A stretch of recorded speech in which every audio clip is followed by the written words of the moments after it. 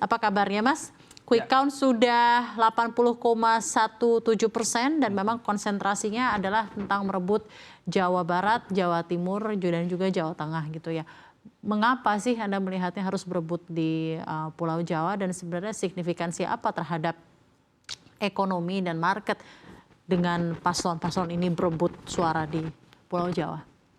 Ya, seperti yang kita tahu bahwa memang Pulau Jawa ini merupakan pulau yang memang paling padat secara jumlah penduduknya dan juga tentunya itu akan termasuk secara DPT-nya, daftar pemilih tetap. Sehingga dengan semakin besar tingkat pemilih di Jawa, tentunya ini akan mempengaruhi secara signifikansi terhadap jumlah pemilihnya, yang mana ketika bisa mampu menguasai suara di Pulau Jawa, artinya ini sudah hampir menguasai lebih dari separuh suara yang ada di Indonesia. Sehingga dengan menguasai suara di Jawa, tentunya ini akan mampu mendorong paslon untuk dapat meraih kemenangan untuk dari segi pilpres dan juga tentunya pileg juga ini menjadi suara yang juga cukup signifikan. Lembaga survei selama ini masih sedikit terbelah-belah apakah ini akan menjadi satu putaran atau dua putaran.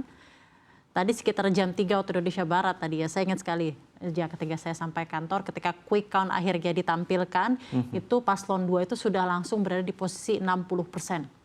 Ya. Dan sekarang pun tidak begitu jauh gitu ya, data masuk sudah di 82,4% dari Litbang Kompas, dan sekarang paslon 2 berada di posisi 58,71%, Anies di 25,28% dan juga paslon 3 di 16,01%. Dan juga tadi saya berusaha memaparkan langsung ya dari peta sebaran gitu ya. Nah, dengan lembaga survei yang juga telah bekerja sama dengan kita lihat bahwa memang secara peta sebaran dari seluruh 34 provinsi yang ada di Indonesia itu hanya satu saja untuk poll tracking ya, ini poll tracking ya, hanya satu saja di Jakarta paslon 1 menang, sisanya paslon 2 itu unggul di seluruh provinsi. Nih kita bisa lihat di sini. Ini dari poll tracking ya, data masuk itu di 83%. Prabowo Gibran saat ini masih unggul 59,3%, kuning ini mewakili paslon 2. Kita lihat Jakarta itu unggul di biru yaitu Anies Muhaimin. Dan kita lihat seperti ini. Sepertinya sudah disangka, tapi saya tetap tidak mengekspektasikan bahwa ini akan menjadi kemenangan mutlak atau landslide victory gitu ya.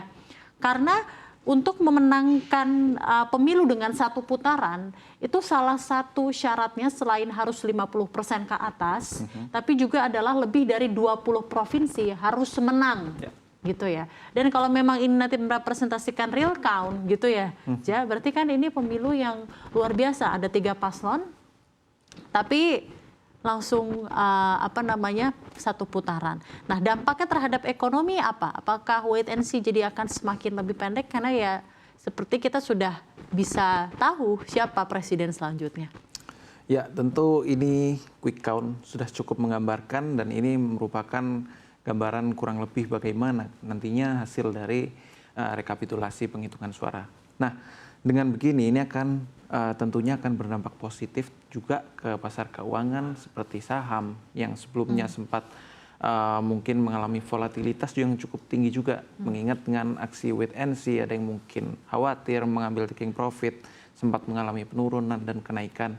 Nah, dengan adanya kemungkinan ini dengan suara yang sudah menunjukkan hampir 60%, yang mana kalau kita lihat di hasil survei sebelumnya, rata-rata tuh masih 50%-an lah, 51, 52, 53, dan beberapa tuh bahkan masih berada di bawah 50%. Sedangkan kalau kita lihat sekarang di quick count, ini menunjukkan data yang lebih unggul untuk paslon nomor urut 2, sehingga semakin menguatkannya adanya kemungkinan satu putaran ini memungkinkan pelaku pasar menanggapi ini menjadi hal yang positif, sehingga dapat menjadi pergerakan perekonomian yang semakin lebih cepat, recovery semakin cepat, dan mungkin proyek-proyek infrastruktur jadi lebih jelas keberlanjutan. Ya, keberlanjutannya itu mungkin akan lebih align dengan apa yang sudah ada saat ini. Menarik ya, jadi lebih pastilah intinya ya dengan adanya hasil seperti ini quick count.